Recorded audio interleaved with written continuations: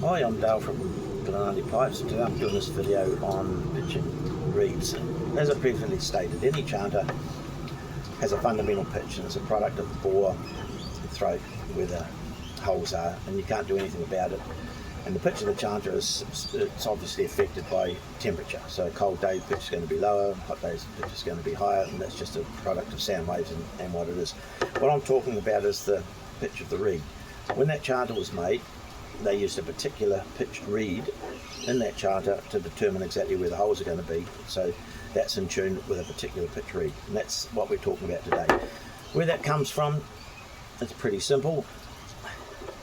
This is a glue stick. This is what we use to repair chanter holes. So it fits up inside a chanter, and it fits neatly into the bore of whatever chanter it was designed for, and then we fill the hole up with glue so we can re-drill it, reposition it, or whatever, and the stick stops the glue going and running inside the chanter. So if you think about that, that's the conical bore inside a chanter, and if you think about that, eventually that's going to go up to a point where they meet. Now we chop it off at a certain point because that's where the throat is. So typically this is you see on this cutaway of the McCullum, that white area, that's where the throat is. Now above the white, that's the reed seat, which tapers up that way, and below it is the bore taper, which tapers the other way. So it's like an hourglass. Goes up, hits it, and then goes out. So where that's cut off, what we've got to imagine is that if that cone continued on to where it touched, that is called the missing part of the cone, because we don't have it. Theoretically it would be there. Now your chanter reed has to match the missing part of the cone. The volume, the internal capacity of your reed has to match the missing part of the cone. That's where that principle comes from. And you can Google it if you want to know more about it. You can read Bernard's book. It's got a lot of theory on it. You can look at oboe reed makers' manuals, and you'll find that plenty of people know about it, and that's one of the fundamental principles of a conical bore instrument. So that's what we're trying to find out. Now, with the chanter manufacturer isn't going to tell you what reed pitch they used. It'd be sort of commercial suicide in a way for them, and also it would annoy the reed makers, because then the reed makers would find that people would only want to order specific pitched reeds because of specific chanters and playing pressures, and it would limit people's potential to earn money. So the commercial reality is that they're not going to tell you. Now, I've tried to order specific pitch reeds. I've done it 3 times now, and I won't do it again. I did it once locally. The guy charged me, he was a local supplier of reeds. He charged me $2.50 extra for each reed to say that it had been calibrated. And I've gave him the pitch that I wanted. I gave him the crow pitch that I wanted, and I wanted it within a pressure range. And I was talking, 5 inches sort of pressure range. I got the 10 reeds. They were 110 cents variation in pitch, so they were basically useless to me. Although there were a couple of there that actually happened to fall within the range that I wanted. And the pressure on those things were about 15 inches, and that was way out of range. That's the difference between a soft and a hard reed, basically. Another one was a Canadian, same result. I paid extra, $2 extra per reed from the Canadian to have them matched, 10 reeds matched, and same result. About 15-18 inches difference in pressure, and he was about 120 cents pitch difference from the lowest pitch to the highest pitch. The other one was in Scotland. I ordered a 10 of aggressive ridge cut reeds of a maker there, and he assured me, yep, no problem, he'll do that. And he charged me £5 each reed to calibrate them, to match them. And at the time I thought it was a bit how you going, but anyway, I did it. I agreed. I paid the £5, and when the reeds come, they were abysmal. They were about 150 cents difference in pitch, and the softest reed was 41 inches, which is a lot harder than a standard reed, than a medium reed, and they were over 60 inches harder. So that was abysmal. Now, Scottish businessman, I suppose, couldn't expect much more. Deep pockets full of gorse. He's probably still chuckles every night before he goes to sleep thinking about how he boned me. it is what it is, price of doing business. But what it showed me really is that most of these the people dealing with these reeds, I'm convinced, I believe that most of them have got no clue. They don't understand the relationship between the reed and the chanter, and I think a lot of the reed makers are basically just monkey see, monkey do. They saw how to make reeds online, and they're just making reeds, and they blow them and they make a noise. She's right, put it in the box and sell it. Now, if you're in Ferry or Field Marshal or whatever, you'll probably tell a reed maker, send me 100 reeds. Your reed setter will go through them, he'll cry them all, he'll go through, select ones he wants and send back what he doesn't want, and then ask for more until he's got the number that he's after. All those ones that go back, that the reed setter, the big band reed setter doesn't want, they'll go out for the general public sale. That's just the way it is, that's reality. So I buy reeds 10 at a time. If I buy cane, I buy them 10 at a time. If I get two that are good, two that are in the range of one of them good, I feel I've kicked a goal. I know I'm going to get 2 or 3 in there that are just firewood. We'll burn them straight away. And there's a few in there, also rans, that maybe you could get them with, maybe not. You know, in an emergency you might be able to get something out of them. Requires a lot of undercutting or a lot of taping, but you might get them there. That's the sad fact of it. So unless you're one of the big names, you're in that same boat. And it's up to you to work out how to get yourself out of it. Now, with the synthetic reeds, plastic reeds, I've got a huge advantage over cane. I don't have to worry about the hardness of cane, because the plastic is very, very consistent, and that's the big advantage I've got. So I can get my reeds, I'm just mixing them up, so I pick them out randomly. So the first thing I know is that they're all going to crow clean, because they've all got good lips on them, because it's plastic. These blades are all on the tool maker. These blades are cut in a press tool, and they're formed in a press tool, and I get them within 2 or 3 thou every time. So getting them into close tolerance is no problem at all. So, but even though I have that advantage, I have a huge advantage over cane as far as tolerance goes. I still have a variation in pitch. So, for example, if I was doing a cane reed, so if I won't do many, but if I do a cane reed, so I really can't even get a pitch out of that one, but it's, and you can hear the pitch of that, it's up there, and you hear a pitch of that, and it's down. Now, they were 3 reeds out of a set of 10, so supposedly matched reeds that I haven't changed them since I bought them. That's what I got. So with mine, with this plastic, okay, so that's a slightly sharp C. Now I'm saying C, that's because of my reed profile. C's where it falls, but with a cane, it could be an E, it could be a D. It depends on the profile, the cut of the reed. Okay, that's a bit flatter.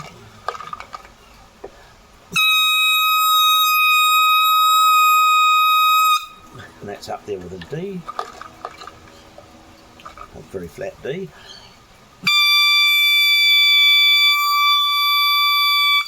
That's a low C. I'm using one of these Blair Pro tuners. I like it because I can go between chromatic and Mixolydian, but it's got the world's worst microphone on it. It's got some sort of a high resistance circuit or a damper or something on it.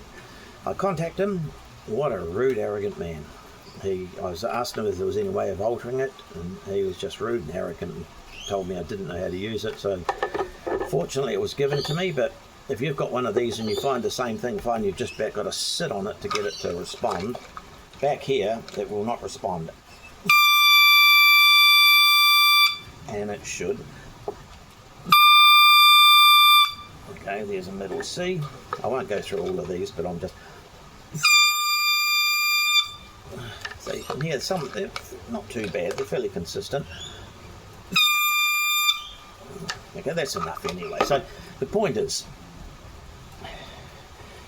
you get the pitch of the reed. I'll start with the flattest chanter. This is a McCullum, it's basically an MC2, and that's a it's a good chanter. The McComb chanters are very, very compliant. I don't know if it was a blind sparrow found a worm, or if they actually understand the theory and the principles and designed it based on. I've got no idea. All I know is that they do follow they work very well. They seem to follow the principle. Plenty of other chanters do. I'm just saying the McCullums definitely seem to. So I sort of really like using them as a base chanter when I'm trying to sort out a mess. So if I crow this reed in the chanter,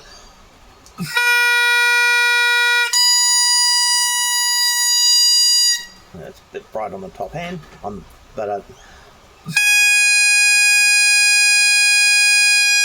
you can hear that the F's quite sharp. So I would have to take that reed out quite a bit,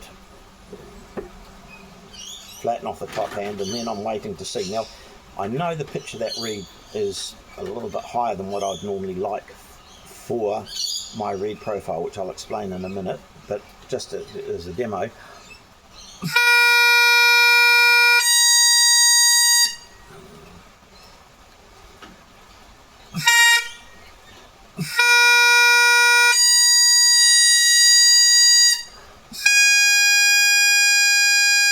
And you can hear the F's a bit sharp because that reed is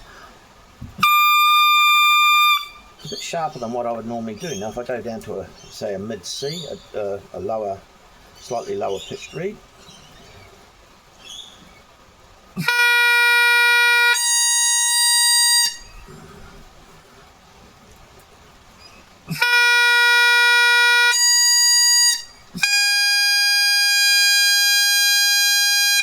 you hear the F still a little bit sharp. Now I don't mind that at all, because I can put a little lick of tape over that F hole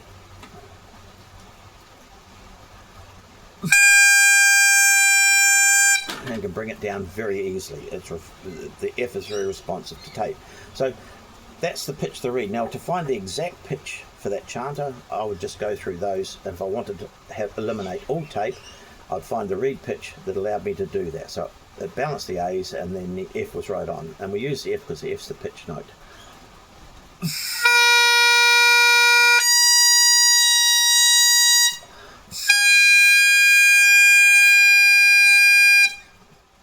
It's still up a little bit. I don't know what pitch that is. Oh yeah, it's a sharper C. So you can see where I'm going with this, and that's why the pitch of the reed's important. So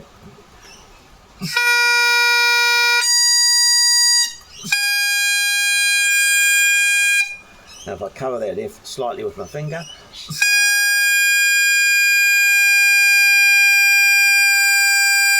easily bring it down. In fact, actually looking at that chanter, the F on that actually has been gouged. Yes, the F has been undercut quite significantly on that. Okay, I'll go to another. Okay, here's a shepherd chanter, and I know this is my own personal one, so I know this hasn't been touched. So same thing again, that reed.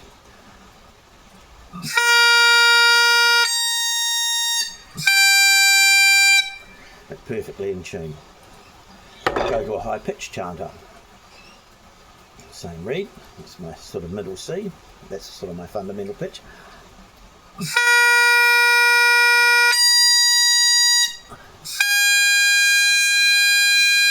And you see the F's a little bit sharper on that, and that's why the chanter determines the pitch of the reed. Now, while all of those are well within taping, there's a B flat chanter, for example, once again, same reed.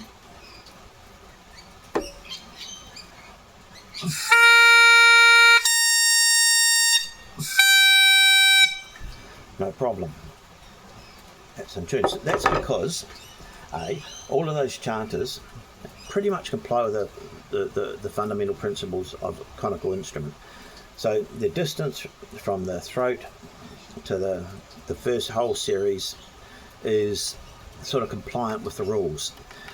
This reed is compliant with reed principles, with the missing part of the cone principles, and that's why it's pretty close to where it's going. So if you get the right pitch reed for the chanter, or you're dealing with a chanter that's fairly compliant with the rules, it should be quite easy for you to get the chanter working pitch. Now, if I was using a reed that was way out one pitch, if I was using a much higher pitch lead, like one of those reeds, one of those cane reeds here, last one that was really high pitch, it's going to be over the top, which means I'm going to be taping are going to be aggressively taken with top hand. Now, I've been working on this for a decade with these synthetic reeds, trying to find a way of working out that missing part of the cone and trying to find a way of producing the reeds that sort of fairly compliant all the time.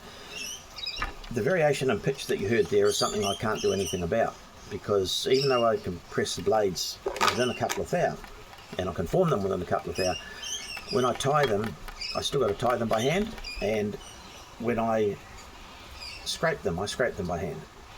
So I really couldn't figure out. So anyway, I saw there was a thing on one of the forums. It was the Dunsire forum, American forum, Bakeout forum, and there was a young guy on there that he bought one of these things. These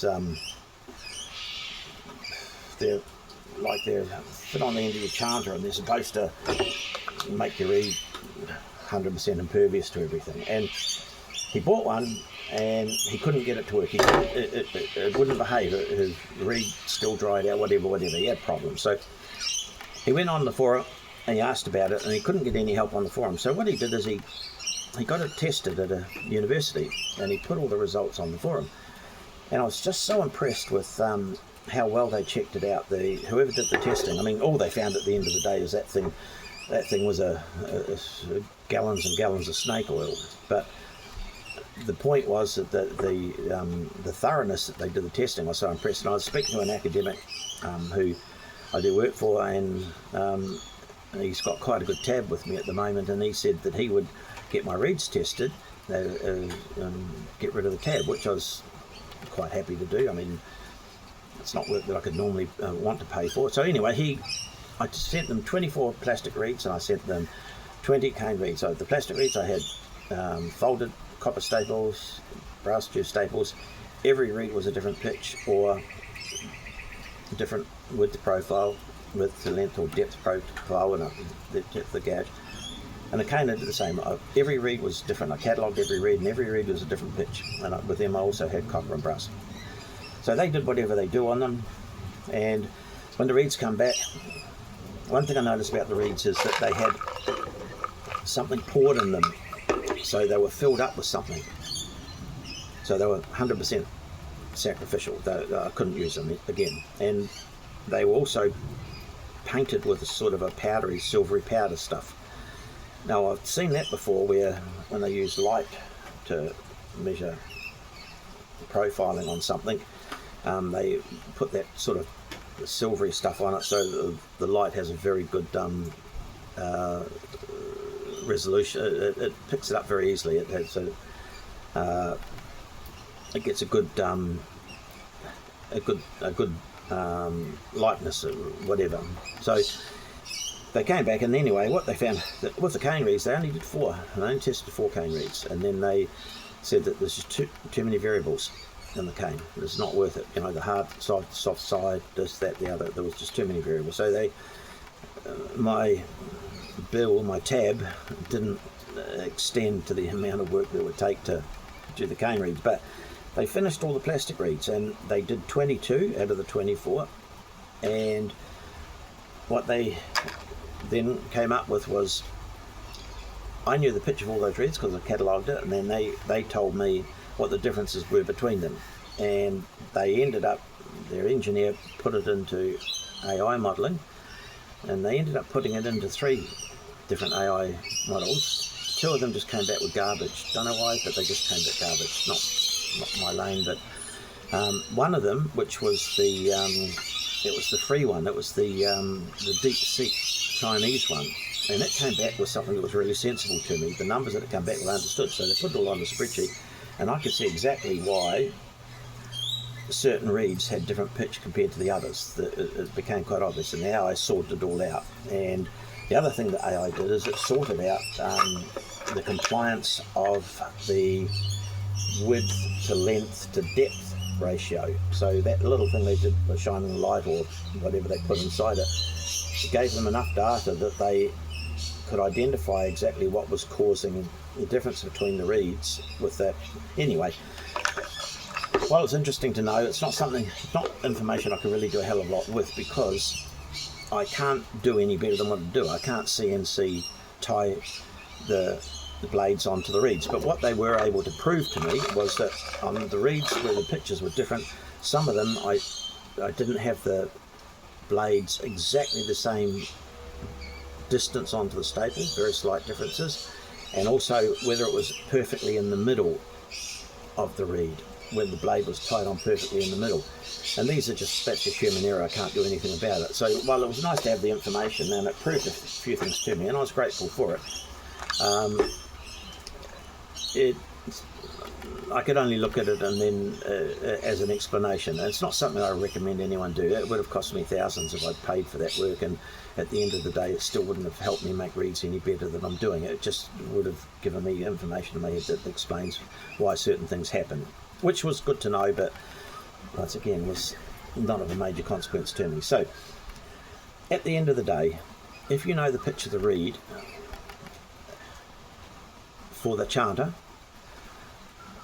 the pitch that the chanter plays at is a different thing again. That's dependent on other things. But if you know the pitch of the reed, you can put a reed in that chanter without tape, and you have that chanter in balance and tune up and down a scale, no problem at all. Finding it is the difference. Now, I order reeds, say I order the reeds 10 at a time. I've heard there's people out there, one of the reed makers was telling me he gets a lot of his reeds, people order one reed at a time. I can't believe that's the case, but that's what they do. He said that a lot of people just order one reed of him. And I don't know how you work with that. I buy 10, if I get 2 good ones out of 10, I think I've kicked a goal. There will be some in there that are just firewood, and then some also rounds that I try and muck around with. So that's what that is, and there's not much you can do about it. So once you know how to play around or what to play around with, that's fine. And if you're one of the big bands, that's fine. You've got other options there. Now, another thing that I've got to mention is with the chanters is, I've already mentioned Bozo the Clown gouging the living bejesus out of them. That's something that I'm just dead against. It is perfectly acceptable undercutting a hole just to get a couple of hertz, 2 or 3 hertz out of a hole. You need to pitch up a little bit because of the reed you got's just slightly lower on one. I'll find you undercut it slightly. It's not a problem. It's an accepted method of doing it. Same as putting a little bit of tape on to trim it. It's fine. Taping your back A, that's just stupid. When you see that, that's Bozo the Clown stuff. That really is. That is right up there with Bozo the Clown. The A is the weakest hole on your chanter, and it's facing back into your spar, and the last thing you should be doing is taping that. So what you would do is you leave that open and you compensate for the others. But if you get the correct reed for the chanter, correct pitch reed for the chanter, then you don't need to do that. Or if you get the reed pitch that's slightly higher, then you just tape the holes. It don't matter. You can tape your low A and your F, and you still get it in tune and still keep your back A so that it's a fully open hole and you're getting the most projection out of it that you can, because you need it. Now, the other thing that you find with the chanters, and there's a certain person out there, technically they're called the village idiot. They are the sort of person who drills their throats. Now, you hear about them. They don't normally own up to doing it, and they think they're smarter than the chanter manufacturer, keeping in mind that when that chanter left the manufacturer, it would have been in tune with a particular reed. With a particular pitch reed, it would have been just fine. Whether you like to pay it that or not is irrelevant. So what happens is the village idiot, they drill it out. And then the basic principles that allow that chanter to work with the missing part of the cone and the reed that you got, that's all out the window. They've destroyed that.